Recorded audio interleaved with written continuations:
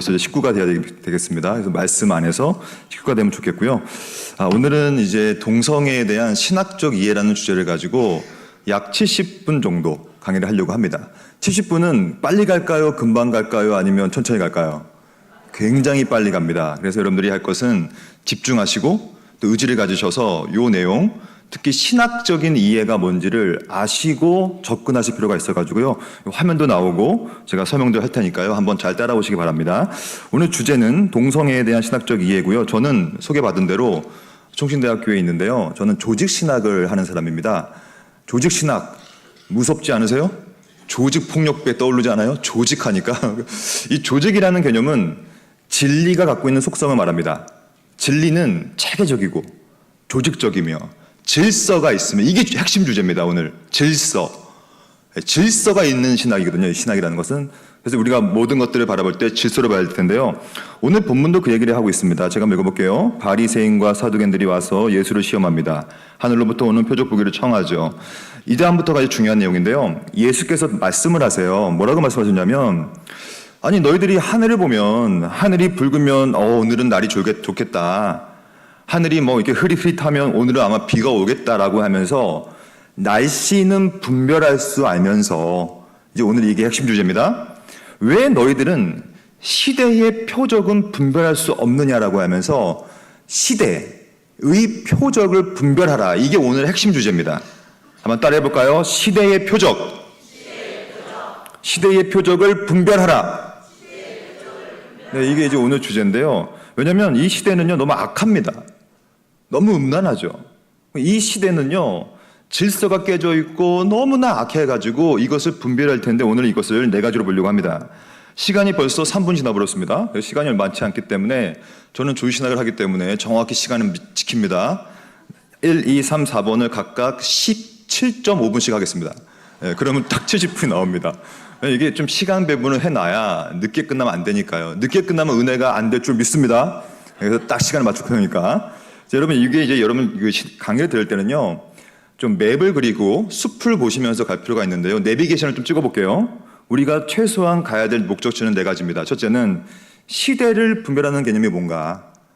그러니까 더 쉽게 말해볼게요. 시대를 분별하지 못하면 어떤 삶을 살게 되냐면, 두 글자인데, 초성 퀴즈 갑니다. 두 글자. 비읍. 그렇죠. 바보. 그러니까 시대를 분별하지 못하면 진짜 바보예요. 바보. 여러분, 바보는 늘 웃죠. 바보는 너무 기뻐 늘. 왜냐하면 시대를 분별할 수 없으니까 늘 기쁜 거거든요. 바보. 우리는 바보가 되면 안 되지 않겠습니까? 바보가 안 되려면요 2번이 중요합니다. 오늘의 핵심의 주제인데, 질서를 알아야 시대를 분별할 수가 있습니다. 그만큼 질서가 중요해서 질서에 대한 얘기를 좀 해볼 거고요. 그 다음에 질서는 언제나 자유 안에만 있을 수가 있어요. 그리고 동시에 반대로 말하면 자유도 질서 안에서만 가능한 겁니다. 기독교 신학은 언제나 이 두 가지를 부르짖었어요. 질서와 자유가 함께할 수 있다. 많은 사람들은요, 자유, 요즘 시대에 자유 추구하죠. 오늘 우리가 배울 내용인데요. 자유 좋다는 거예요. 자유. 남자는 남자 좋고 여자는 여자 좋고 막 살고 낙태 막 해버리고 막 불륜 막 해버리고 자유 좋다는 거예요. 자유. 근데요, 기독교 신학은 그 자유를 반드시 질서라는 그릇에 담습니다. 이걸 담아내지 않으면요 자유가 아니라 방종이죠. 악한 거죠. 악한 거. 근데 중요한 것은, 신학은 공부하는 것도 중요하지만 공부한 바대로 사는 게 더 중요합니다. 그러니까 이 4번 내용이 정말 중요한 내용인데요. 어떻게 실천적 적용할 것이냐. 그래서 오늘은 시대 분별하고 질서를 파악하고 자유를 갈망하고 이제 나가셔서 치열하게 살아내는 것까지. 그럼 이제 준비되셨습니까? 우리가 이제 강의를 들을 때는 뭐가 필요하냐면 이게 필요합니다. 함께 따라해 볼까요? 의지가 이 정도면 없습니다. 다시 한번 의지. 좋아요. 이 의지가 있어야 됩니다. 의지는 이 네 가지를 이해하려는 의지입니다. 이거를 이해하려는 의지가 있으면 이해할 수 있거든요. 쉬운 내용도 있겠지만 어려운 내용도 있기 때문에 한번 의지를 발동해 보십시오. 먼저 시대를 분별해 봅시다. 시대는 너무 안타까워요. 여러분, 제 큰딸이 지금 중3인데요. 제가 그 중3짜리 딸한테 물어봤어요. 야, 너 학교 가면 이게 동성애 이런 말 하냐? 근데 중학생들은요, 동성애가 뭐라고 생각하냐면 멋이라고 생각해요. 멋. 쿨한 멋. 그러니까 멋진다고 생각해, 멋지다고. 이렇게 지금 미디어가 만들어버렸다는 거예요. 청소년들이요, 진짜 너무 안타까운 게 보세요. 청소년의 동성애 인식을 보시면요, 인정해줘야 된다. 비개신교인이 55%인데요. 인정하기 어렵다. 개신교인이 높아요. 그러나 제가 너무나 안타까운 건 뭐냐면 잘 모르겠다. 이거는 누구 탓입니까? 교회 탓이에요, 여러분. 이거. 교회가 무엇이 질서고 무엇이 자유이며 무엇이 시대를 분별하는 관점인가를 가르쳤어야 되는데 그렇지 못했기 때문에 청소년들이 동성애에 대해서 잘 모르겠대요. 예수를 믿는 애들도. 저는 이거 보고 깜짝 놀랐어요. 어떻게 모르겠다고 얘기할 수가 있는가. 아니 예수를 믿지 않은 사람들은 모르겠다 할 수 있어요. 근데 예수를 믿는 사람들은요, 모르겠다 하면 안 되거든요. 성경에 보면 너무나 많이 동성애를 죄라고 말하고 있기 때문에 전문 용어가 있습니다. 이거 여러분 빼박이라는 거 아세요? 빼박. 좀 속된 표현이긴 한데, 그러니까 동성애가 죄라는 사실에 대해서는 정말 빼박이에요. 진리 체계가 명확하게 적혀 있기 때문에 이걸 어떻게 피해갈 길이 없거든요. 근데 이거 모르겠다는 거예요. 청소년들의 성의식 왜곡이요, 굉장히 우려가 됩니다. 저는 내일 주제인데 차별금지법 제가 내일 다룰 텐데요. 차별금지법도요, 결국에는 성적 취향을 인정하자는 얘기거든요. 네 성적 취향 인정하고 너도 인정하고 다 인정하자. 그게 자유 아니냐, 자유민주주의 국가 아니냐, 이렇게 되는 거거든요. 요즘에 화장실에 가면요, 다 이렇습니다. 한국도 머지 않았어요, 여러분. 외국은 전부 다 all gender restaurant 다 바뀌었어요. 이게 뭐냐면, 여러분, 남자는 남자 화장실에 가야 되죠. 그렇죠? 네. 리액션 좋네요. 온세계교회 좋습니다. 여자는 어디 가야 돼요? 여자 화장실 가는 거 당연한 거 아닙니까? 근데요, 여러분들은 그렇게 말하는 순간 차별주의자가 되는 겁니다. 아니, 그러면 남자인데 여자 화장실에 갈 수 있는 자유가 있는데 그 자유를 존중하지 않는 건 차별 아닙니까? 그래서요, 이것을 뭐라고 하냐면 성중립 화장실이라고 불러요. 외국은 이미 다 성중립 화장실이에요. 저는 미국에서 유학을 한 7년 했는데요. 전 미시간이라는 데 있었어요. 칼빈 신학교에.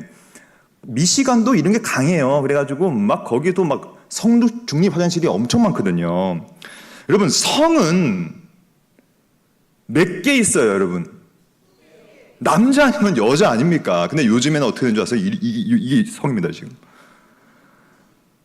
뭐냐면 몸은 남자인데 머리는 여사, 몸은 여자인데 머리는 남자, 아니면 반쪽 하프, 별게 다 있습니다. 이거는 우리가 내일 좀 더 배울 거예요. 이 차별금지법. 여러분, 남자와 여자 외의 것에 대해서 우리가 거부하면 우리는 차별주의자가 되어버리는 겁니다. 지금 이런 게 아주 악독한 법이 되어버렸어요. 여러분, 성이라는 것은요, 이렇게 다양할 수가 없어요. 왜 그럴까요? 제가 지금 아주 중요한 말씀 드릴게요. 우리가 오늘 세계관적으로 모였어요. 세계관. 어떠한 세계관? Perspective on God. 하나님은 어떤 관점으로 바라볼 것인가? Perspective on the world. 세상을 어떻게 바라볼 것인가? 관점. 근데요, 이 관점이라는 것은요, 시작이 감성으로 돼서는 안 돼요. 감성이란 게 뭡니까? 그래도 저 사람 불쌍하지 않아. 너무 불쌍하잖아. 왜냐하면 저 사람은 태어날 때부터 게이 성향을 갖고 태어난 거래. 동성애자들이 늘 하는 표현이거든요. 여러분, 제가요, 좀 또 개인적인 얘기 하나 드리면요, 이거 좀 죄송한데, 제가 군대에 있을 때 제 후임병이 있었어요. 근데 저를 너무 따라다녔어요. 저는 저를 좋아하는 줄 알았죠. 왜냐면 제 아들 군번이었거든요. 아들 군번이라는 게 뭐냐면 1년 차이라는 거예요. 1년 차이. 근데 제가 1년을 먼저 제대하고 나왔잖아요. 1년 후에 연락이 온 거예요. 그 친구도 제대하고 나서.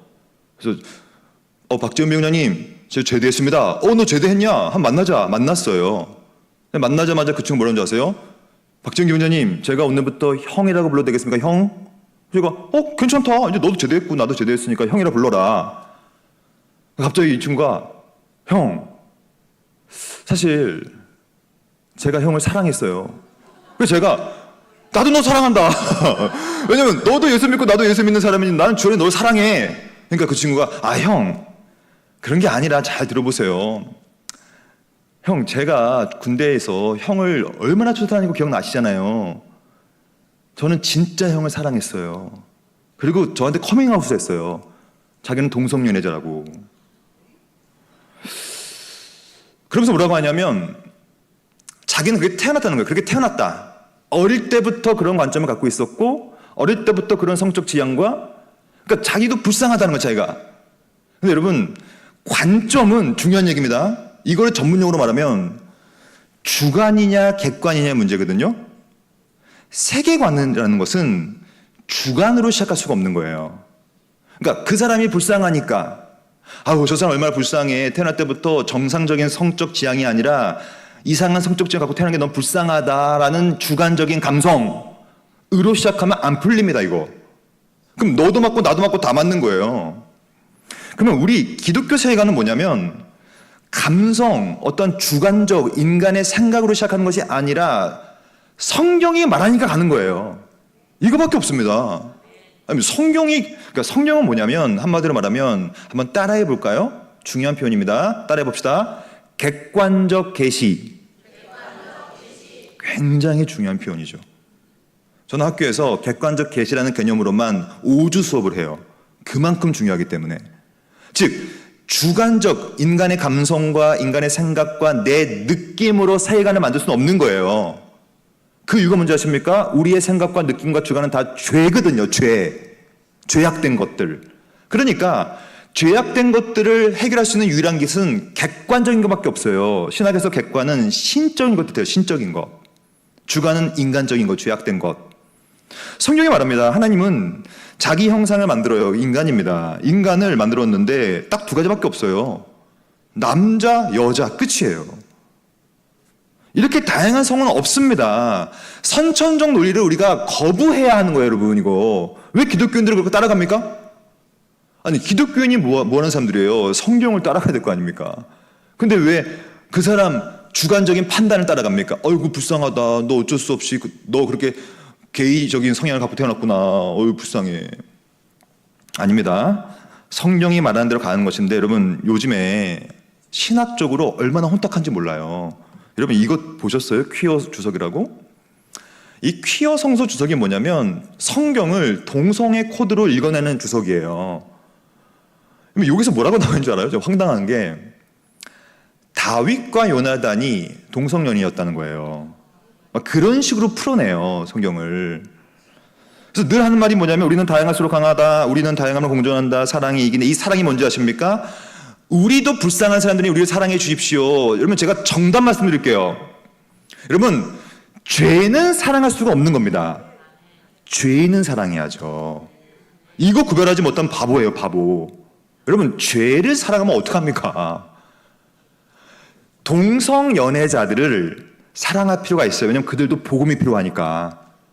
불쌍하니까 우리가 사랑해서 복음을 전해야겠죠. 하지만 동성연애라고 하는 죄를 사랑할 수 없는 거예요. 그것을 우리가 수용할 수 없는 거예요. 왜 수용할 수 없습니까? 성경이 말하니까 아니라고. 여러분 성경에 보면 많은 진리가 나오지만 그 진리 중에 하나가 뭐냐면 지피지기 백전불태예요. 적을 알고 나를 알면 100번 싸우면 위태로움이 없다. 그러니까 원래 사자성어에는요 지피지기 백전불패라는 개념은 없습니다. 언제나 백전불태입니다. 태. 위태로움이 없다는 뜻이에요. 여러분들이 이 시대를 살고 있는데 우리는 이 시대와 싸우는 거거든요. 이 시대. 오늘 이것 좀 배울 겁니다. 그럼 시대를 알아야 싸우죠. 다시 오늘 본문으로 들어갑니다.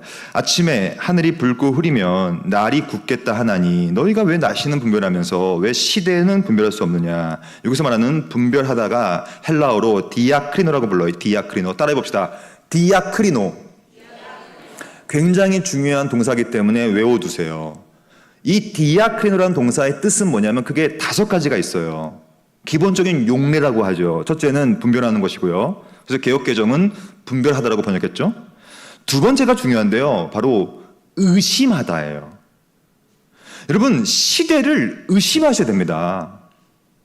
영화 보고 드라마 보고 미디어 보고 뉴스를 보시면서 의심 없이 본다? 그 뭐라 그래요? 전문용어로? 두 글자? 바보. 진짜 바보예요, 진짜 이거. 아니, 신학적으로 이상하고 성경적으로 이상하며 말도 안 되는 사상이 들어가 있는 미드를 보면서 헤헤 우는 게 그게 바보죠. 그걸 분별해 의심해야 되거든요, 시대를. 그러면 여러분 의심한 다음에 어떻게 되냐면 성경적이지 않으면 비난해야 돼요. 비난. 이 비난이 뭐냐면 비판인데요. 제가 요즘에 많이 쓰는 표현이 뭐냐면 학교에서도 이런 걸 많이 말해요. 제가 요즘에 제일 싫어하는 게 뭐냐면 이런 겁니다. 마치 기독교인들이 쿨병에 걸렸어요. 쿨병. 쿨병이 뭘까요? 그러니까 자기가 되게 융통성이 있는 사람처럼 보이고 싶나 봐요. 자기가 뭔가 나는 꽉 막힌 사람이 아니고 나는 막 극단적인 사람이 아니라는 것을 보여주고 싶은가 봐요. 그 쿨병이에요, 쿨병. 쿨병 걸렸어, 다들. 그래가지고 아닌 것은 아니라고 해야 되는데 말을 못해요. 정말 최악입니다. 왜 최악인지 아세요? 교회 역사는 2000년이 지났는데 2000년의 교회 역사 속에서 교회는 언제나 성경적이지 않은 것을 향하여 비난하기 시작했어요. 교회만. 교회의 야성이었어요. 교회가 잘못된 것을 향하여 비난하지 않았을 때는 교회는 타락한 상태였어요. 언제나. 결탁이라고 하죠. 정치와 사회와 문화와 결탁한 세력들. 그게 교회의 타락이에요. 교회가 살아있을 때는요, 언제나 비난했죠. 마치 세례요한처럼.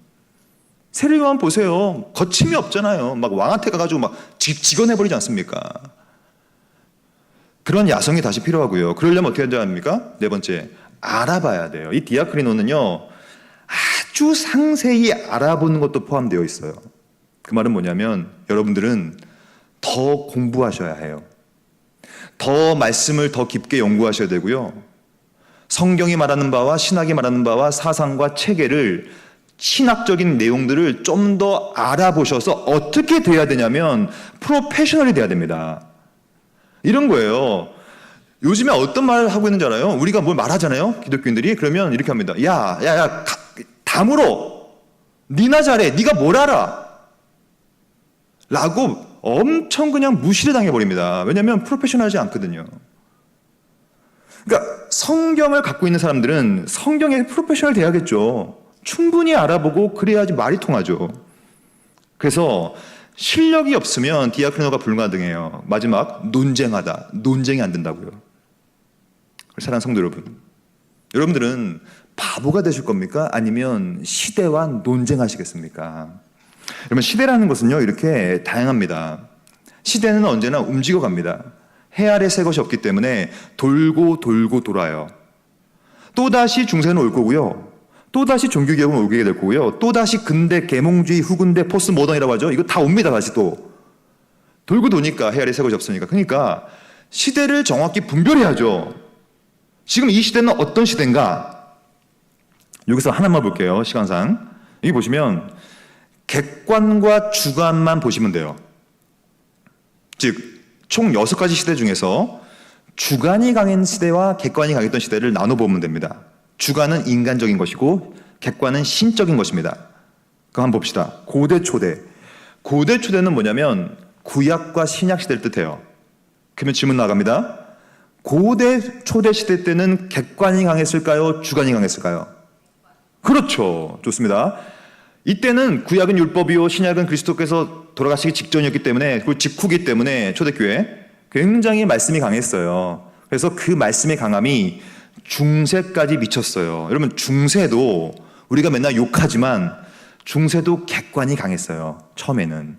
그래서 객관적으로 했지만 중세 중기가 지나고 중세 후기가 되면서 드디어 주관이 막 들어오기 시작해요. 그래서 뭐가 벌어졌습니까? 종교개혁이 벌어진 거예요. 종교개혁. 종교개혁이 벌어진 이유가 뭐냐면 중세가 너무 주관주의가 심하니까 전부 다 공로주의, 구원을 어떻게 받습니까? 면죄부를 사면 받는다, 막 이렇게 말도 안 되게 구원을 사고 팔았단 말이에요. 주관적이죠. 그러니까 종교개혁이 들어왔어요. 종교개혁은 뭐냐면 완벽한 객관주의를 부르짖었던 겁니다. 시작이 뭐냐면 오직 성경. 우리는 딴 걸로 하지 않겠다. 이제 객관적인 성경으로만 하겠다. 이게 종교개혁 신학입니다. 근데 문제가 있어요.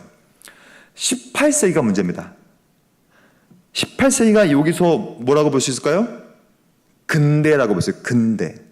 오늘은 우리가 근대를 좀 배우게 될 겁니다. 왜냐하면 근대부터 모든 게 망가지기 시작했거든요. 근대부터 드디어 뭐가 들어오기 시작했냐면 계몽. 계몽이 뭐냐면 인간의 이성이에요. 인간의 이성으로 모든 걸 판단해보자.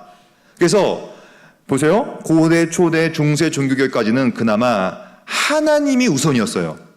근데 18세기부터 근대부터 인간이 우선이 돼버려요. 그 처음 시작이 뭐였냐면 사실은 코기토 에르고 숨이라고 해서 내가 생각하면 내가 존재한다. 주어가 바뀌어요.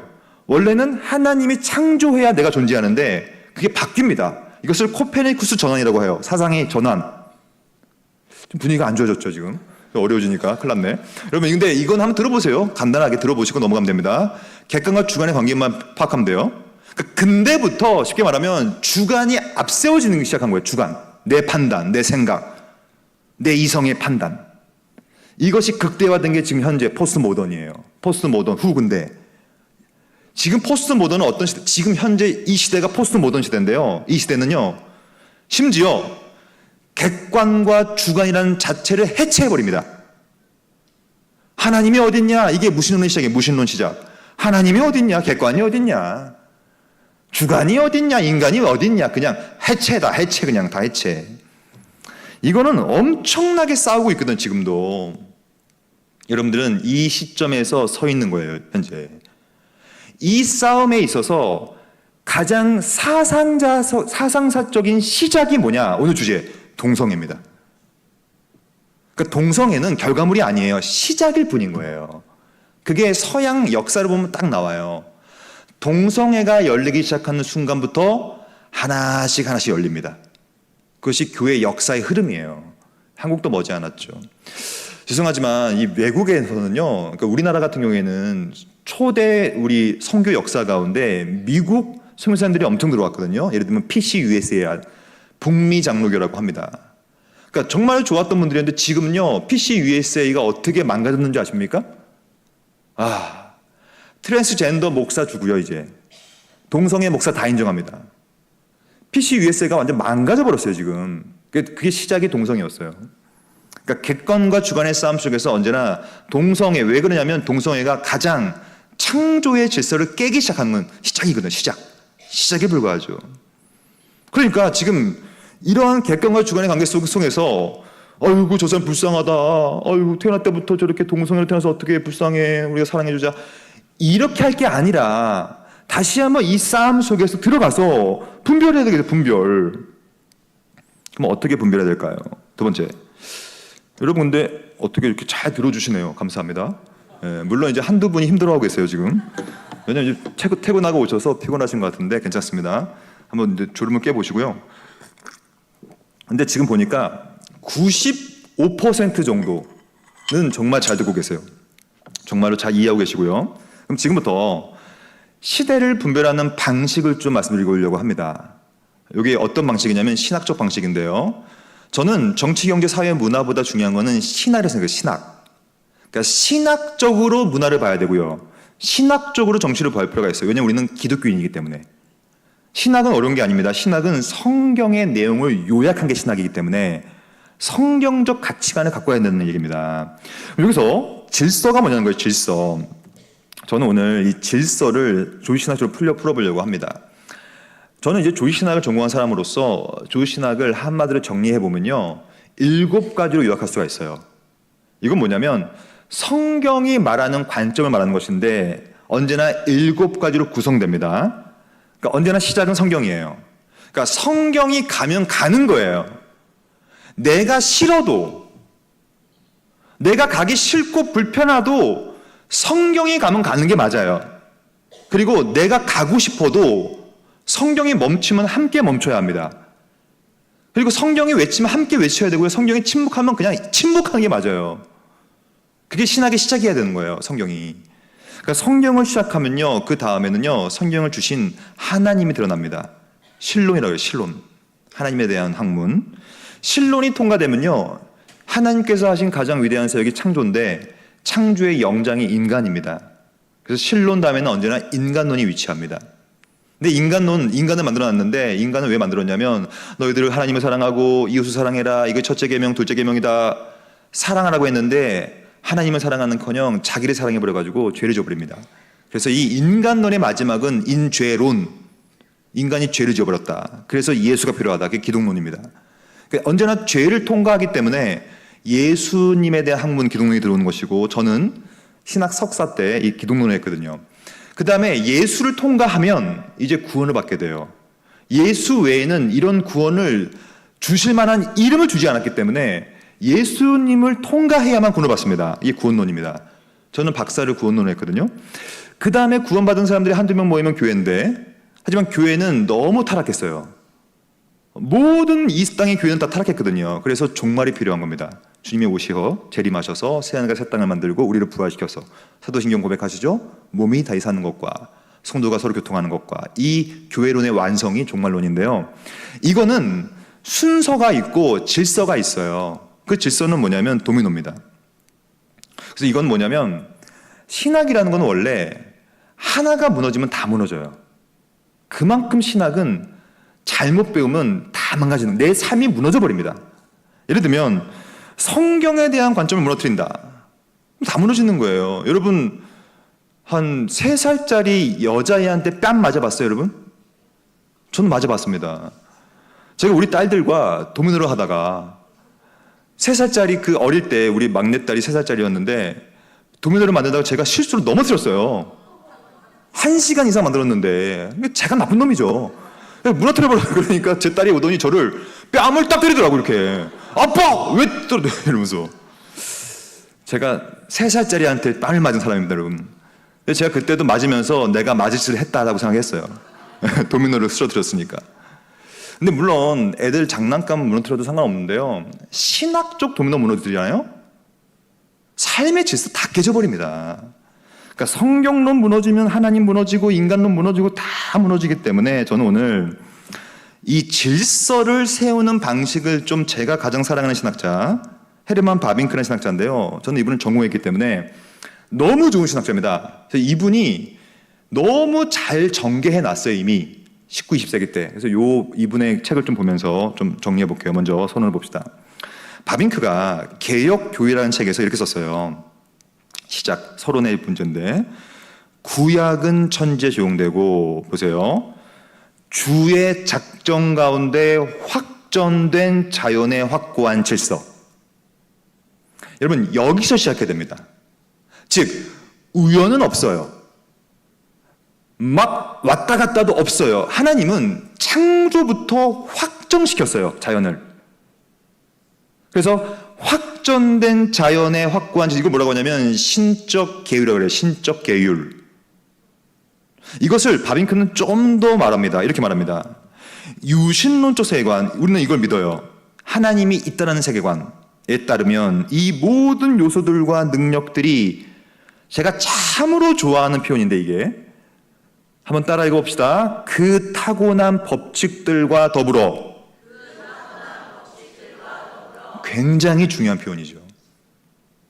여러분, 모든 것은 그 법칙이 있어요. 이 타고났다는 건 뭐냐면, 동성연애자들은 이것을 어떻게 오독하고 오용하냐면, 내가 지금 남자인데 남자가 좋은 이유는 그렇게 내가 태어난 겁니다 라고 얘기해요. 그러나 바빙크는 정확히 말했어요. 이거는 우리 인간이 태어난 것이 아니라 시작부터 타고난 것은 전부 다 하나님께 돌이켜야 되는 거예요. 하나님. 그러니까 하나님으로부터 타고난 것이 그 창조지, 내 느낌, 내가 남자인데 남자가 좋은 것 같아요, 여자인데 여자가 좋은 것 같아요, 이러한 동성연애가 말하고 있는 그런 선천적인 의미는 불가능하다는 얘기예요, 이게 신학에서는. 왜냐하면 성경에 말하고 있잖아요. 남자와 여자 그 둘의 결혼 외에는 말을 하지 않고, 그 외에는 다 죄라고 불렀어요. 그러니까 타고난 법칙이 있는 거예요. 그러니까 타고났다는 표현을 쓸 때는 인간에게 쓰는 게 아니라는 것입니다, 여러분. 절대로. 그러면 논리가 혼탁해져 버려요. 많은 사람들이요, 이 논리에 휩쓸려 버립니다. 아, 맞아, 어쩔 수 없잖아, 그거 타고난 거잖아. 아니죠. 그러면 타고난 것은, 다시 볼게요. 보세요. 모든 타고난 것들은 하나님으로부터 나온 거예요. 그 창조란 거예요. 창조는 작정이요 확정됐기 때문에 확고한 질서이며 그것이 타고난 법칙이라는 거예요. 그래서 이 다음에 보면요, 이게 좀 1권인데 1권 508페이지인데 제가 진짜 사랑하는 문장입니다. 이게 보세요. 역사는 여러분과 저의 주관적인 생각으로 실현되는 게 아닙니다. 그렇지 않아요. 언제나 하나님의 생각을 실현하는 것이 역사이며 자기 피조물에 대한 인간이죠. 하나님의 작정의 결과인데 그 안에는 크게 네 가지가 있어요. 참으로 좋은 문장들이죠. 첫째는 통일성, 두 번째는 경로. 이 경로는 하나님의 영광을 위하여 달려가는 목적이에요. 경로입니다. 우리 모든 인생은요, 왜 태어나고 살고 있냐면 하나님의 영광을 사는 거예요. 영광. 그게 경로예요. 경로. 그러니까 영광을 따라 살려면 질서가 필요해요. 질서. 이게 바로 타고난 법칙이요, 이게 바로 작정이요 확고한 자연의 질서다. 그리고 그것이 하나님의 계획이다. 그러니까 이게 성경의 내용 그 자체입니다. 신론의 핵심, 그러니까 서론의 핵심이죠. 그러니까 하나님 창조 안에는 통일과 경로와 질서와 계획이 있고 그 다음에 바로 그것이 하나님이신데 신론입니다. 신론은 결국에는 자연의 이 모든 타고난 질서는 전능하시고 사랑이 풍성한 하나님, 아버지의 뜻에 기초하고 아버지의 의지에 의해 결정되며 그 아버지의 의지를 위해 봉사한다. 여기서 중요한 게 있어요. 이게 바로 신론 쪽 고찰이라고 하는데 여러분들한테도 적용됩니다. 그러니까 오늘 여러분들이 무슨 일을 하시든지요, 이것만 생각하시면 돼요. 내가 하는 일이 과연 자연의 질서에 맞는가? 내가 하는 이 현재 일이 전능하고 사랑에 풍성한 하나님의 아버지의 뜻에 기초하는가? 내가 열심히 하는 이 일이 하나님의 의지에 의해 결정되고 의지를 위해 봉사하고 있는가? 저는 학교에서 어디까지 말하냐면 이 시점에서는, 왜냐면 학교에서는요, 저는 이제 총신대학교에 있기 때문에 늘 대학생을 만나잖아요. 걔네들은 진짜 질문이 많거든요. 맨날 어제도 와가지고 교수님 진짜 왜 술, 담배 하면 안 돼요? 자꾸 물어봐요. 술, 담배 하면 안 되냐? 혼전 순결 하면 안 되냐? 뭐 동성애 하면 안 되냐? 뭐 이것저것 막 물어보는데 저는 이렇게 말합니다. 야, 할 수 있어. 모든 것은 가해. 모든 것은 가하나 모든 것이 유익한 건 아니야. 너가 담배를 피우고 싶어? 그러면 너 출석교회에 가서 주일 대예배 때 강대상에 올라와서 담배를 피는 것이 전혀 문제가 아니다면 펴라. 그러니까 네가 동성애를 하든 뭘 하든 낙태를 하든 뭘 하든 너가 하는 그것이 자연의 질서이며, 그러니까 너가 생각할 때 그게 자연의 질서다. 내가 이걸 함을 통하여서 하나님의 뜻이 기초가 되어지고 아버지를 위해서 결정되어지고 내가 이 모든 이것을 함에 통하여 하나님의 의지를 향해서 봉사할 수 있다면 하시오 라고 저는 말합니다. 이게 바로 우리가 좀 이따 배울 자유입니다. 진리 안에서의 자유. 안 그러면요 율법주의에 빠져요. 율법주의는 진짜 위험한 것입니다. 그건 뭐냐면 율법주의는 자꾸 하지 말라고 하니까 했는데도 안 한 척합니다. 자꾸 하지 말라고 하니까 몰래 합니다. 이게 율법주의예요. 자유 가운데 가야 돼. 자유. 하지만 자유의 질서는 이겁니다. 내가 진짜로 하나님의 의지에 봉사할 수 있는 일이라면 하십시오. 내가 동성애를 한다고 생각해봐요. 근데 동성애를 하면 할수록 우리 하나님 아버지의 뜻에 기초하는 삶을 살게 되는 것이고, 동성애를 하면 할수록 의지와 하나님의 의지를 위해서 봉사할 수 있다면 하십시오 라고 저는 말합니다. 뭐라고 할 수 없잖아요. 자유 가운데 해야죠. 근데 그게 불가능한 것을 성경은 말하고 있어요. 이렇게 말하죠. 하나님은 모든 피조물들이 절대로 위반하지 말아야 할 하나의 질서, 법칙을 주었다. 그 법칙은, 이 법칙이 무엇입니까? 라고 여쭤보신다면 저는 이렇게 답하겠습니다. 성경에 다 나옵니다. 그러니까 성경은 하나님께서 이미 주신 질서가 무엇인지 판단 가능하다고요. 저는 이렇게 생각합니다. 많은 사람들은 뭐 언론에서 막 사방에서 저한테 인터뷰를 요청을 와요. 이것저것 물어보려고. 그러면 최근에도 국민일보에서 뭐 다른 사안 때문에 연락이 오셨어요. 한 기자께서. 그러면 저는 똑같은 답을 드리거든요. 이렇게 물어봐요. 교수님, 이 사안에 대해서 신학적으로는 어떻게 보는 게 맞습니까? 그러면 저는 뭐라고 한 줄 아십니까? 그 성경에 나옵니다. 왜냐하면 성경에 다 나오거든요, 실제로. 여러분, 모든 것은 성경에 다 나옵니다. 그러니까 뭐가 나오는 거냐면, 물론 핵전쟁을 어떻게 됩니까? 챗GPT AI를 어떻게 사용해야 됩니까? 뭐 이런 환경 호르몬은 어떻게 됩니까? 유전자 조작은 어떻게 됩니까? 인공수정은 어떻게 됩니까? 이런 것들은 물론 수천 전에 쓰였던 성경에는 안 나오죠. 그러나 성경은 여기 나와 있어요. 모든 피조물들이 위반하지 말아야 할 하나의 질서. 이걸 뭐라고 하면 다른 말로 하면 바로 따라 볼까요? 원리.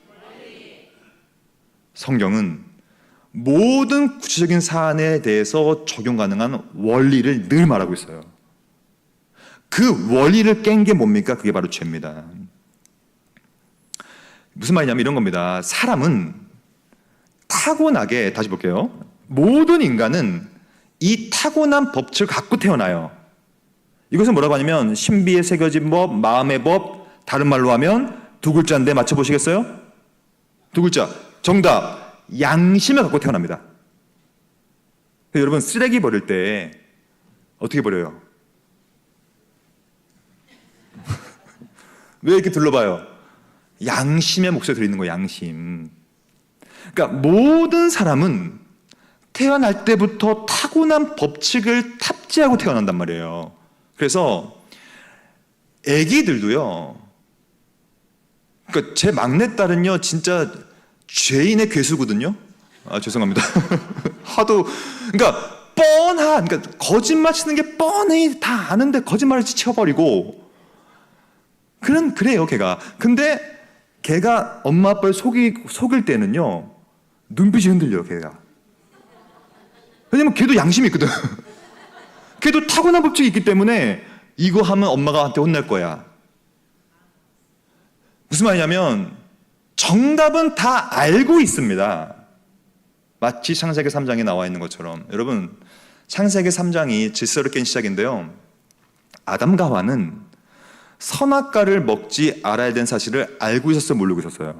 알고 있었어요.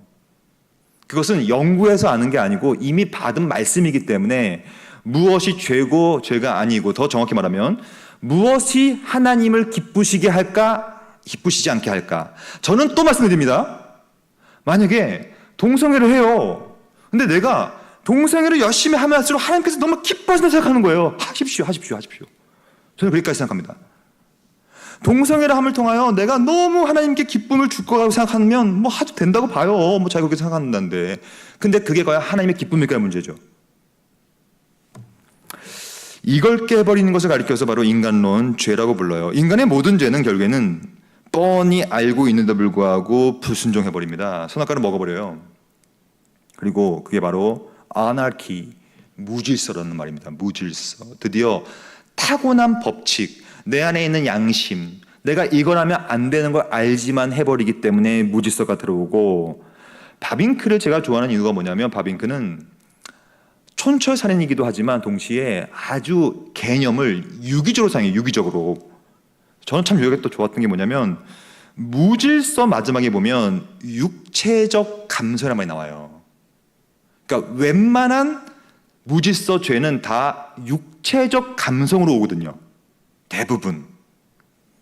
하와도 마찬가지입니다. 하와 뭐라고 했습니까? 아우, 저거 선악과 먹음직도 하고 보암직도 하다. 그러니까 먹고 싶고 보고 싶고 육체적인 감성이죠. 우리 모든 죄는요, 먹고 싶고 보고 싶고 만지고 싶기 때문에 되는 겁니다. 웬만한 죄는 다 육체적 감성이에요. 그러니까 육체적 감성이 돼버리는 순간 무질서가 찾아오고 죄가 가운데 관영해가지고 결국은 다 망가져버리는 거예요. 그래서 우리에게 누가 필요하냐면 그리스도가 필요해서 구원이 필요하다. 여러분, 구원은 뭘까요? 구원은 언제나 잘못은 우리 인간에게 있어요. 잘못은 언제나 하나님이 세운 질서를 뒤바꾸려고 하는 경향성을 지닌 인간에게 있을 뿐이다. 구원은 뭐냐면, 다시 한번, 이 인간이 지었던 모든 죄악들, 그게 뭐냐면 무질서한 생각, 무질서한 행동, 다 도덕적 영역이죠. 무정부 상태가 맺은 실제적 열매들은 보편적 삶의 규칙으로 추천될 수 없는 유해한 열매들이었다. 저는 이 지점을 굉장히 강조합니다. 맞아요. 그러니까 제가 여러분들을 일거수일투로 따라다닐 수 없기 때문에 여러분들이 몰래 짓는 죄는 제가 어떻게 할 수 없잖아요. 하지만 모든 것은 가해요. 하지만 열매는 좋지 않을 겁니다. 결국에는 열매의 문제예요. 열매. 성경 말합니다. 좋은 나무마다 좋은 열매를 맺고 못된 나무는 못된 열매를 맺는 거예요. 그럼 너희 열매를 그대로 알리라. 동성애도 포함됩니다. 만약에 동성애를 열심히 합니다. 최선을 다해서 동성애를 하는 거예요. 근데 좋은 열매가 나온다. 하십시오. 성경의 원리죠. 저는 그렇게 생각합니다. 죄도 마찬가지예요. 죄 짓고 싶죠. 근데 죄를 많이 지어보세요. 근데 너무 좋은 열매가 나온다. 그럼 죄 지어보세요. 계속 지으세요. 성경의 원리예요. 근데 그렇지 않은 우리가 알고 있지 않습니까? 그럼 멈춰야죠. 이거는 이 무질서는요 인간이 깰 수가 없어요. 그래서 이 사진은 제가 직접 찍은 사진인데 어딜까요? 미국에 있는 건데 미국 동부에 있습니다. 그랜드 캐년 아시죠? 그랜드 캐년. 이 그랜드 크다, 캐년 계곡이란 뜻이에요. 큰 계곡. 지금 이 사진을 딱 찍었는데 사람은 보이지도 않습니다. 그만큼 큰 계곡이에요. 엄청 큽니다. 그 밑에는 콜로라도 강이 흘러요. 이걸 왜 보여드렸냐면 깊은 골짜기가 바로 그랜드 캐년인데 죄가 하나님과 우리 사이를 이렇게 단절시켜 버렸어요. 무질서하게 만들어 버렸죠. 그래서 이 단절을 이어줄 분이 누구냐? 바로 오직 한 분. 하나님은 한 분이시요 또 하나님과 사람 사이의 메스테스, 미디에이터, 중보자도 한 분이시니 곧 사람이신 그리스도 예수라. 그러니까 이 무질서를 다시 회복시키고 다시 이 무질서를 바로 잡기 위하여 이 단절, 끊어져 버렸던 단절을 다시 메우기 위하여 메스테스라고 하는 이게 이제 뭐 중개의 화해자, 중보자로 번역합니다. 그러니까 중보자 안에서 어떤 일이 벌어지냐면 드디어 내가 죄 가운데 육체적 감성 가운데 빠져가지고 주관주의에 빠져가지고 죄를 지었는데 예수 안에서 드디어 어떠한 열매가 나오냐면 저는 이게 관점을 생각해요. 이게 가장 중요한 관점입니다. 이게 무슨 말이냐면 여러분 죄 지으세요. 열매 좋다면. 근데요 열매가 좋지 않거든요. 예수 안에 있을 때 드디어 세 가지가 나옵니다. 첫째, 품위가 생겨요. 품위. 저는 여러분들이 예수 안에서 그리스도의 교회 안에서 품이 있었으면 좋겠어요. 품위. 그리고 두 번째, 품위가 있으려면 질서가 있어야 됩니다. 그리고 세 번째, 평화롭게. 만약에 여러분들이 죄를 져요. 지십시오. 만약에 그 죄를 질 결과가 품위와 질서와 평화가 열매가 나아진다면. 하지만 우리 오늘 주제 다시 볼까요? 이 때문에 하나님께서는 그들을 부끄러워 욕심에 내버려 두셨으니 곧 그들의 여자들도 순리대로 쓸 것을 바꾸어 영리로 쓰며 남자들도 순리대로 여자 쓰기를 버리고 서로 향하여 음욕이 불일 듯하매 남자와 남자가 더불어 부끄러운 일을 행하여 그들의 그릇 때문에 상당한 보응을 그들 자신이 받았느니라. 이 본문 안에 품위가 있습니까? 이 본문 안에 질서가 있습니까? 의도적으로 영리란 말 썼죠. 영리, 질서의 역, 질서. 이 가운데 평화가 있습니까? 없잖아요. 결국에는 저의 관심은 뭐냐면요. 저는 그 다음 주제 자유를 저는 되게 강조합니다. 자유롭게 해야 되는 게 맞아요. 안 그러면 다 율법죄 빠지니까. 그러나 이 자유, 내가 사용한 자유가 옳고 그름의 기준은 열매를 볼 수밖에 없고요. 그 열매는 역으로 갈 수밖에 없어요. 그 안에 품위가 있어야 되고요. 그러니까 동성애 하십시오. 만약에 품위가 생긴다면, 질서가 있다면, 평화가 생긴다면, 그리고 건덕을 세우도록. 그래서 세 번째로 이 자유가 뭐냐는 거예요. 그러면 자유. 왜냐하면 이 질서는 자유 안에 담기고 자유는 질서 안에 담기기 때문에 자유를 갈망하는 것이 되게 중요하거든요. 이 내용을 좀 살펴볼게요. 스탠 그랜츠라는 신학자가 있는데요. 이분께서 좋은 책을 하나 썼습니다. 포스트모더니즘의 이해라는 책인데 이 책을 보면 르네상스라는 말이 나와요. 근대의 시작입니다. 우리가 아까 배웠던 주관주의의 시작. 그때는 이제 드디어 인간이 모든 실제의 중심에 딱 위치시키는 겁니다. 그러니까 지금은 우리 막내딸이 그 꿈이 바뀌었는데 어릴 때만 해도 우리 딸이 아이돌이 되고 싶어 했어요. 아이돌. 그리고 아이돌이 되고 싶은 이유가 뭐였냐면 아이돌 중에도 센터에 서고 싶어 했어요. 센터. 근데 내가 물어봤죠. 채나, 너는 왜 아이돌이 되고 싶니? 아빠, 나는 센터에 설 거야. 그 왜 센터에 서고 싶어? 주목받잖아. 딱 그 얘기입니다. 그러니까 근대부터 드디어 주목받는 대상이 하나님이 아니라 인간이 됐어요. 인간. 그러니까 르네상스 시작이죠. 그래서 계몽주의는 인간의 자아를 중심에 올려놨고 그것이 바로 데카르트의 시작이었습니다. 데카르트는 유명한 말을 남겼죠. 내가 생각하면 I think, therefore I am. 코기토 에르고숨이라고 하죠. 그러니까 내가 생각할 때만 내가 존재한다. 그러니까 드디어 내가, 인간이 주어가 되기 시작했어요. 인간이 센터에 위치하기 시작했던 시대. 그러니까 잘 볼게요. 이 바빙크와 가장 차이가 뭐냐면 바빙크는 언제나 시작을 하나님이 주어예요. 언제나 하나님이 시작했다. 제네시스도 하나님이 시작하셨다. 역사는 다 하나님의 생각이 실현되는 것이다. 모든 것은 다 하나님의 타고난 법칙이다. 모든 것은 신적 계율이다. 이게 바빙크의 특성인데 주관주의가 들어왔던 근대부터는요, 이게 딱 무너져 버리는 것이 시작이 데카르트입니다. 이제 그냥 인간이 감히 내가 생각하면 내가 존재한대요. 하나님은 없어요. 이것은 뭐라고 하냐면 전문용어로 인간이 사유하는 실체가 되었고, 오늘 주제입니다. 드디어 인간이 어떠한 지위를 갖게 됐냐면, 와, 이거 엄청난 표현인데요. 데카르트부터 칸트부터 엄청 썼던 표현. 자율적이고 이성적 주체라는 개념. 이 개념이 들어오기 시작했어요. 근대 이전에는 이런 개념이 없었습니다. 근대 이전에서는 자율적이고 이성적 주체는 누구였어요? 하나님이셨어요. 하나님만 자유롭고 하나님만 판단하시며 하나님만 이성이 있는 분이고 우리는 그게 피조물이었는데 근대부터 이게 바뀌어버려요. 인간이 자율적인 이성적인 심지어 주체가 됩니다. 무슨 말이냐면 객관과 주관 가운데서 또 다른 프레임이 뭐냐면 바로 여기 나와 있는 객체와 주체라는 관점이에요. 이것도 중요한 프레임입니다. 그러니까 하나님이 주체이냐 인간이 주체인가의 문제인데요. 이거가 싸운 거예요. 결국에는 근대부터 인간이 주체다. 그래서 인간이 주체가 되어서 인간의 자율이 중요하다고 생각하면서 계속 자유, 내가 자유로야 된다. 인간의 자유가 중요하다. 이걸 말하기 시작한 거예요. 그의 극대화된 게 뭐냐면 프랑스 혁명입니다.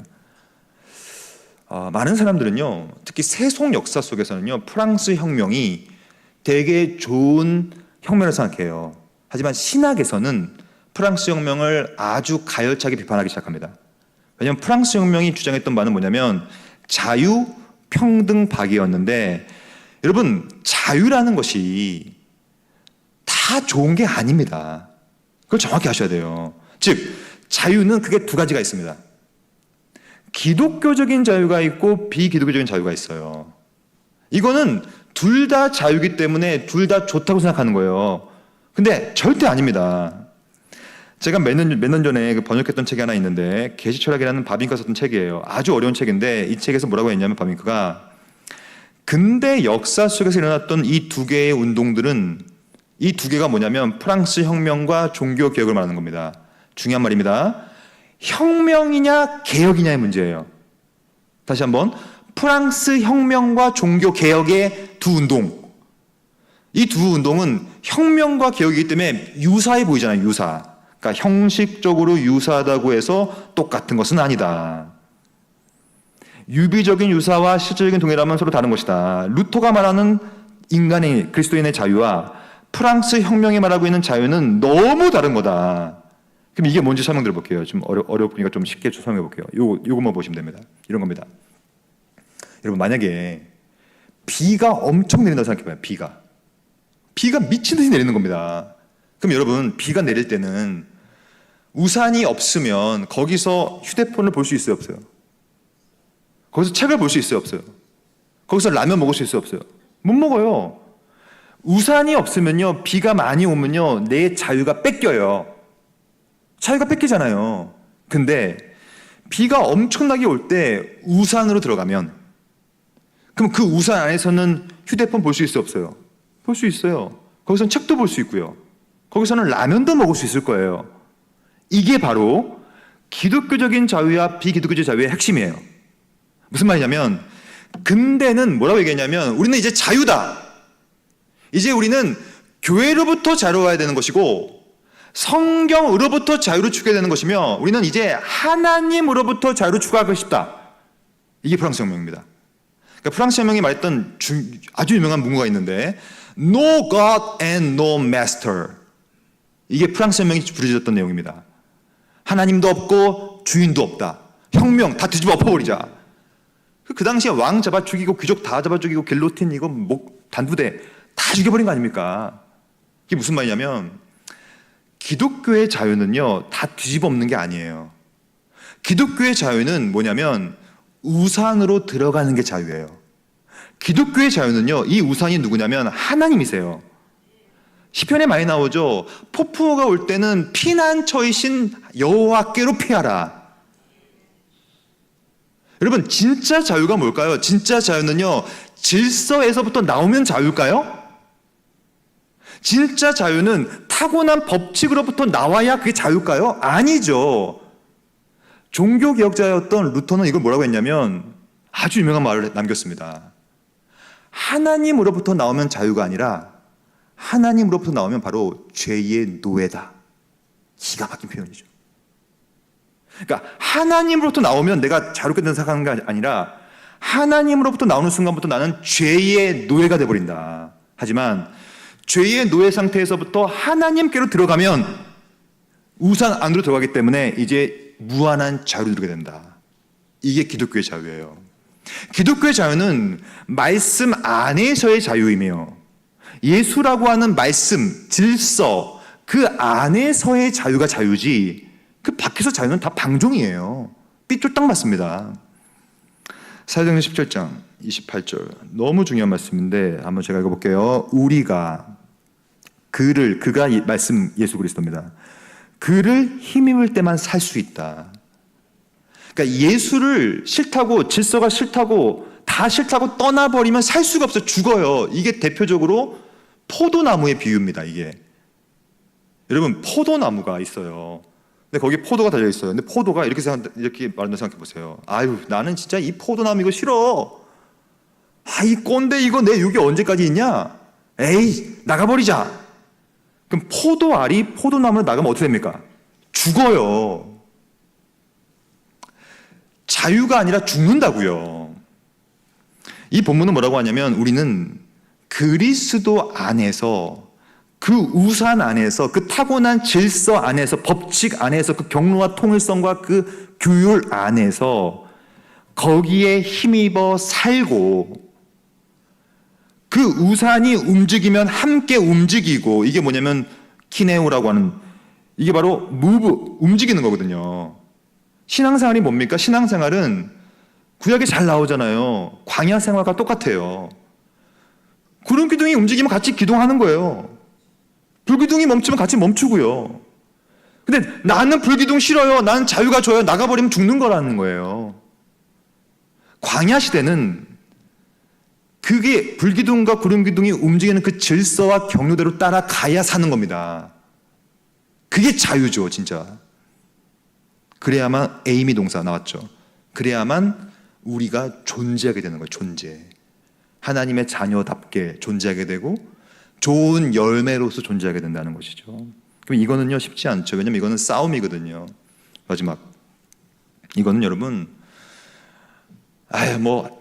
어떻게 이렇게 하다 보면 되겠지 그렇게 될 수가 없어요. 이거는 치열하게 싸워야 돼야 됩니다. 왜냐하면 지금 시대는 포스트 모던이기 때문에요. 포스트 모던이라는 사조 근데 지금 현대를 포스트 모던이라고 합니다. 이 시대는 어떤 시대였냐면 단일화된 거 싫어합니다. 그러니까 단일화가 뭡니까? 질서를 말해요. 질서 싫어합니다. 모든 것을 아우르는 보편적인 거 싫어합니다. 보편적인 거, 설득적인 거 어떤 것도 다 저항해버려요. 그래서 제가 이런 얘기를 하잖아요. 그냥 예수 믿는 사람들한테 뭐라고 하냐면 이렇게 말은 돌아옵니다. 아우 저 꼰대 저거 와 지금 시대가 어느 때인데 지금 무슨 질서? 와 저 꼰대 이렇게 엄청 저항합니다. 제가 말씀드렸잖아요. 근데 많은 기독교인들이 쿨병 걸려가지고 그런 공격을 받는 거 싫은가 봐요. 그래가지고 그냥 대충 그냥 타협하고 그냥 슬그머니 그냥 넘어가고 이래요. 여러분, 아닌 건 아닌 겁니다, 여러분. 여러분, 이걸 정확히 아셔야 돼요. 다른 거와 틀린 거를 정확히 아셔야 됩니다. 여러분, 틀린 건 틀린 겁니다. 다른 게 아니라고요. 여러분, 다른 것이 틀리면 틀린 거예요. 근데 왜 틀린 거를 다르다고 얘기합니까? 그게 쿨병이에요, 쿨병. 왜냐면 공격받기 싫으니까. 여러분, 아닌 거는 아니라고 말할 수가 있어야 됩니다. 근데 보세요. 지금 시대는요, 많은 사람들이 이렇게 세뇌당해 버렸습니다. 어떻게 세뇌당했냐면, 나도 모르게, 왜냐면 이 공중못을 잡은 사탄이 영적 전쟁을 너무 전략적으로 하고 있는데, 그냥 나도 모르게 가랑비에 옷 젖듯이 이 세상의 풍조를 우리 가운데서 브레인 워시라고 하는데, 이 브레인, 이 뇌를 워시, 빨래해버렸어요. 나도 모르게 그냥 세제가 들어와가지고 이렇게 쓱 세뇌당해버렸어요. 세뇌당해버렸어. 어떻게 세뇌당했냐면 두 가지가 있습니다. 지적인 풍조를 가져갔어요. 지적인 풍조. 와, 이거는 제가 볼 때, 제가 학교에서 이 포스트 모던의 이해라는 수업을 오랫동안 저는 개설하고 있는데요. 이 포스트 모던 사상의 핵심이 뭐냐면, 진짜 전략을 너무 잘 세웠어요. 포스트 모던이. 대표적으로 이 두 가지입니다. 이렇게 세웠어요. 그러니까 뭔가 동성애에 대한 포용, 더 이상 배제와 혐오가 아니라 뭔가 융통성 있는 어떠한 남을 배려하는 느낌들, 이런 걸 말하는 사람을 뭐라고 생각하냐면, 저 사람은 깨어있는 사람이야. 저 사람은 말이 통하고 지적이며 현대 사상 사조를 잘 이해하고 있는 꽉 막힌 꼰대가 아니라 좀 그래도 꽤 괜찮은 지적인 사람으로 보여, 이런 느낌을 갖게 만들어버렸어요, 지금. 그래서 동성애 죄입니다 라고 하면, 와, 저 꼰대, 저 무식한 놈 저거, 사상도 모르고 지적인 풍조도 모르는, 막 이렇게 가버렸어요, 지금 전략이. 총신대 애들도요, 총신대 애들은 다 세례교인들입니다. 얼마나 착한지 몰라요. 근데 걔네들도 늘 마음속에 소위 말해서 쫄림이 있어요. 왜냐면 내가 이 시대 속에서 이렇게 성경적으로 부르짖어봤자 이게 안 통할 텐데, 그래서 왠지 부끄러워하는 거예요. 이 성경적인 가치를 말하는 것 자체를 부끄러워한다고요, 지금 젊은이들이. 왜냐면 이거는 너무 전략을 잘 세웠어요. 지적인 풍조. 더 문제는 뭐냐면 두 번째, 문화적 표현으로 만들어버렸어요. 그러니까 동성애 코드 바이물이라고 하는데, 바이물, 만화 가운데서 동성애 코드로 만들어진 만화가 많아요. 중고등학생도 엄청 봅니다. 그런 걸 왜 보냐면 그냥 또래 문화예요, 또래 문화. 여러분 아시다시피 청소년 애들은요, 왕따 되는 걸 죽기보다 싫어합니다. 또래 문화 안에 들어가기 원해요. 근데 또래들이 전부 다 그런 걸 보고 있고 늘 접하고 있기 때문에 소위 시대에 뒤처지지 않기 위하여, 소위 문화적으로 야만이 되기 싫기 때문에 전략을 너무 잘 썼어요. 그래서 나도 모르게 그냥 세뇌당해버립니다. 그래가지고 이제는 여러분, 퀴어 축제를 서울 광장에서 하면 반대하는 게 맞지요, 당연히. 말해 뭐합니까? 다 반대하죠. 근데 이걸 반대를 못하게 돼버렸어요, 분위기가. 반대하면 또, 저 꼰대들 저거 맨날 욕하니까. 그리고 퀴어 같은 것도요, 전략을 잘 세워가지고 이제 문화 축제로 만들어버렸어요, 문화. 이런 거죠. 그냥 문화로 대하면 되죠. 뭐 그렇게, 교회는 너무 꼰대야. 그냥 뭐 이렇게 문화로 이렇게 대하고 하면 될 것이지, 뭐 그렇게까지 합니까? 이러면서 중요한 얘기 드릴게요. 이게 아주 중요한 전략이라는 거예요. 이렇게 하는 이유가 뭐냐면, 논리적인 논쟁을 거부하고 싶은 거예요. 감성으로 가는, 감성으로. 제가 말씀드렸잖아요. 주관주의로 가고 싶은 거예요. 왜냐하면 논리로는 안 되거든요. 저는 논리로는 얼마든지 우리가 이길 수 있다고 생각해요. 우리는 일관성의 논리가 있거든요. 근데 논쟁을 거부하죠. 그냥 논리를 말하는 순간 권위적이다 이렇게 시작해요. 와, 권위적이다. 와, 언제까지 그렇게 할래? 이러면서 논리적인 거를 거부하고 객관적으로 거부하고 자꾸 주관주의적으로 감성, 느낌, 문화, 뭐 이 정도면 뭐 시대의 흐름 뭐 이 정도. 그런치가 말하죠. 포스트 모더니들은 이제 더 이상 유토피아를 꿈꾸지 않죠. 유토피아는 뭐냐면 유토, 하나라는 거예요. 하나의 세계를 꿈꾸지 않아요. 헤테로토피아라고 하는데 이걸 다른 세계관. 그러니까 이런 거죠. 아니 당신은 남자인데 여자 좋지요. 인정해 줄게요. 근데 저는 남자인데 남자가 좋아요. 저도 인정해 주세요. 저는요 틀린 게 아니라 다른 거잖아요. 저는 헤테로토피아예요. 헤테로 뜻이 뭐냐면 다르다는 뜻이에요. 아니 나는요 이렇게 태어났으니까 나를 좀 다르게 인정해 줘요. 나는 성소수자예요. 나 불쌍한 사람이에요. 나 좀 이해해 주세요. 저는 틀린 게 아닙니다. 전 다른 거예요. 이게 포스트 모던이에요. 감성으로 접근하는 거예요. 그래서 어떤 것으로도 계측할 수 없는 다양함을 제공한다고 말하죠. 다양함. 여러분 이게 극대화되면 어떻게 되는 줄 아십니까? 이게 그대로 신학에 영향을 미쳐버려요. 이렇게 됩니다. 아니 교회는 너무 고압적이다, 폭력적이다. 왜 예수만 믿으라 그래? 그러면 타 종교를 너무 무시하는 거 아니야? 다른 종교에서도 열심히 하다 보면 구원받는 거 아닐까? 이걸 다원주라고 해요. 다원주의. 그 틀린 게 아니라 다른 거 아닐까요? 그냥 헤테로토피아죠 전부 다. 여러분 이거에 빠지면요 이제는 진리는 없습니다. 타고난 것이 없어요. 질서도 없고요. 그냥 너도 맞고 나도 맞고 다 맞아요. 즉 그곳은 성령이 가려고 하는 세계관이 아니에요. 성령은 하나의 세계로 달려가는 것이지 다양함의 세계로 우리를 인도하지 않습니다. 성경은. 더 문제는 뭐냐면 포스트 모던은 이제 널리 인정받아 버렸어요. 그래서 이제는 뭘 나가서 말도 못해요. 뭘 말하잖아요. 너 인권 침해, 너 차별주의, 꼰대, 이렇게 막 너무나 해가지고 참 안타까운 게 너무 안타까워요. 이거는 포스트 모던의 경향을 따르는 것을 이제 아주 멋진 것으로 인식해 버렸어요. 와 멋지다.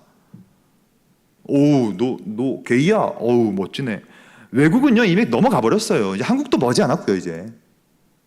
여기서 제가 중요한 말씀을 드리고 정리할 건데요. 저는 사실 이런 강의도 많이 하고 관련된 책도 많이 쓰고 글도 많이 쓰기 때문에 저는 진짜 많은 비판을 받고 있는 사람이거든요. 그러면 저는 이렇게 생각하는 거예요. 왜 저를 비판하냐면 아니 네가 뭔데 동성애를 비판해? 제가 이제 내일도 말씀드리겠지만 저는 차별금지법을 비판하기 때문에 네가 뭔데 차별금지법을 비판해? 이러면 저를 막 욕해요. 너 인권 침해, 너는 꼰대, 너는 융통성이 없는 놈, 너는 보수 꼴통, 막 이렇게 저를 욕해요. 그럼 저는 어떻게 생각하냐면 이게 바로 가장 내로남불의 극치인 겁니다. 보세요. 그들은 뭘 추구하냐면 다양성을 추구해요. 유토피아를 꿈꾸는 게 아니라 헤테로토피아를 꿈꿔요. 너도 맞고 나도 맞고 다 맞다는 거예요. 근데 왜 저는 인정 안 합니까? 왜 그럴까요? 저는 이게 정말 이해가 안 가요. 그러면 저도 인정해 줘야 될 거 아닙니까? 저도 틀린 게 아니고 달라야 될 거 아닙니까? 저는 왜 틀리대 나는? 이게 내로남불이라는 거. 내로남불. 자기들이 하면 로맨스고 내가 하면 불륜이야. 이게요 진짜 심합니다 여러분. 저는 이것을 아주 깊이 연구한 사람 중에 하나예요. 이 내로남불. 저는 포스트 모더니즘은 겉모습은 쿨해요. 굉장히 쿨하죠. 너도 맞고 나도 맞아. 우리 다 맞는 거야. 틀린 게 아니야. 넌 다를 뿐이야. 근데 그들은 겉모습은 멋진데 제 멱살집니다. 박재현 교수, 넌 틀렸어. 너 꼰대. 여러분 이게 가능할까요? 너무 큰 비일관성과 너무 큰 내로남불. 바빙크는 말합니다. 원래 그래요. 죄와 하나님의 저주로 말미암아 원래는 조화로웠어요. 하나님 보시기에 심히 좋았죠.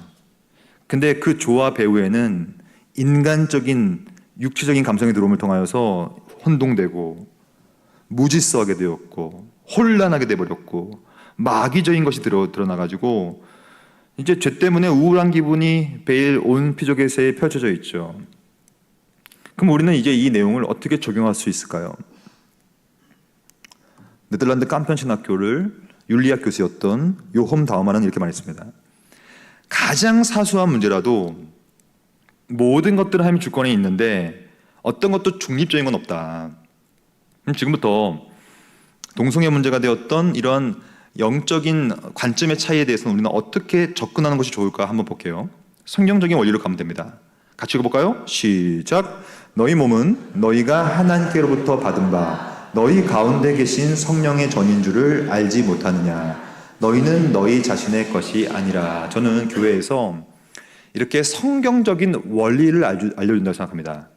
그러니까 구체적인 사안을 말하는 것보다는 성경적인 원리를 계속 말해줘야 돼요. 그래야지 청소년 애들도 그렇고 대학 청년부도 이것을 스스로 판단할 수 있게 되는 거거든요. 이게 정확히 말하고 있어요. 여러분과 저희의 몸은 성령의 전이에요.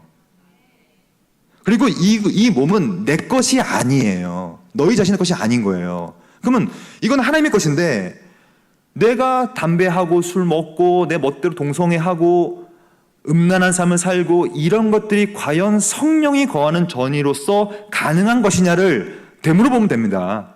원리적으로 봤을 때.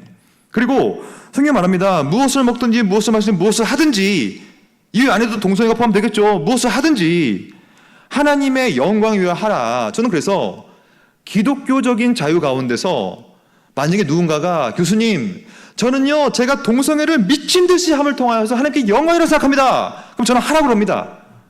뭐라고 할 거예요 이거? 이 원리는 맞잖아요. 근데 그게 과연 하나님은 영광을 받을 거냐의 문제겠죠. 그것이 과연 열매가 어떨까의 문제겠죠. 성경 말합니다. 모든 것은 가합니다 여러분.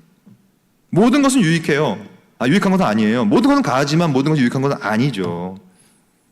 모든 것은 가하죠. 하지만 모든 것이 덕을 세우는 것은 아닙니다. 교회에서 저도 이제 우리 합동적 교단에서 총회 교육개발원에서 하나바이블을 같이 만들고 있는데요.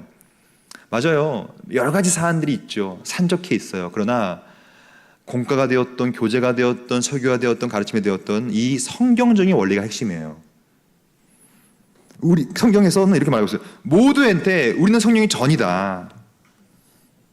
과연 그 무엇을 먹든지 마시든지 무엇을 하든지 그것이 하나님의 영광을 위한 것이냐 스스로 판단해봐라. 양심의 목소리와 말씀의 목소리를 들어봐라. 모든 건 가하다. 왜냐하면 우리가 24시간 쫓아다닐 수 없으니까. 뭐 몰래 하는 거 어떻게 합니까? 했는데 안 한 척하면 어떻게 합니까? 몰라요. 스스로 판단해야 됩니다 이거. 모든 것은 가하나 유익한 것은 아니에요. 내가 하는 이 일이 유익한 것이냐 유익하지 않은 것 스스로 판단해야겠죠. 덕을 세우는 것도 아니죠. 이것은 비단 동성애자들에 대한 비판이 아니라 바로 여러분들을 향하는 성령의 일갈이에요. 여러분들은 어떻습니까? 오늘 우리의 삶은 과연 유익한 삶을 사냐의 문제고요. 과연 우리의 삶은 영광에서 하냐의 문제고요. 과연 우리의 삶은 성령이 거하는 전으로서 살고 있느냐의 문제죠. 정리합니다. 오늘 본문으로 들어갑니다. 오늘 본문은 말합니다. 바리새인과 사두개인들이 와서 예수를 시험합니다. 언제나 예수를 시험하죠.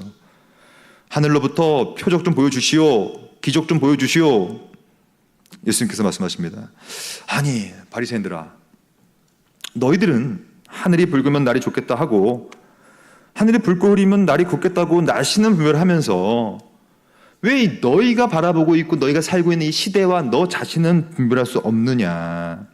왜 너 안에 있는 악함과 너 안에 있는 음란함을 너는 왜 파악을 못하느냐?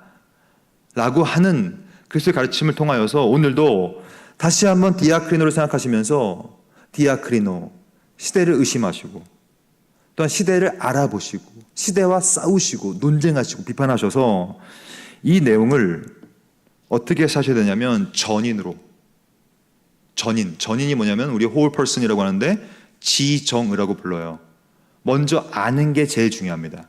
말씀을 알고 신학을 알고 개념을 파악하고 디아크리노 계속 알아보고 또 알아보면 통하여서 알게 되면 내 감정이 움직여요. 갈망이 생기죠. 어떤 갈망?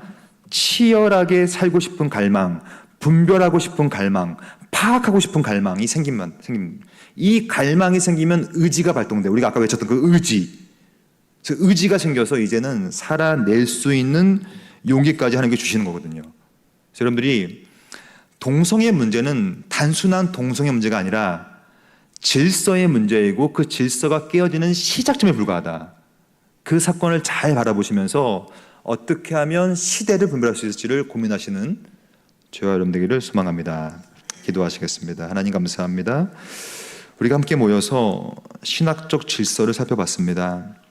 우리가 남을 비판하기 전에, 시대를 비판하기 전에 먼저 이 잣대를 나에게 대기 원합니다. 다른 사람 눈에 있는 대들보를 보기보다 과연 내 눈 안에 있는 그 어떠한 더 큰 대들보, 너무나 큰 대들보가 내 안에 있는데도 불구하고 남 눈에 있는 작은 티끌을 가지고 우리가 욕했던 것이 우리의 마음속이었습니다. 다시 한번 우리가 시대를 분별하게 하시고 시대를 알아보게 하시고 언제나 신학적 질서와 타고난 법칙과 그 통일성과 경로와 질서와 그 경륜과 계율 가운데서 그 안에 있어야 진정한 자유를 누렸다는 사실을 기억하고 오늘도 말씀 안에서 진리가 주는 자유 가운데 거하는 우리 모두 될 수 있도록 인도하여 주시옵소서. 이 모든 말씀 우리를 구원하신 예수님 이름으로 기도드립니다. 아멘.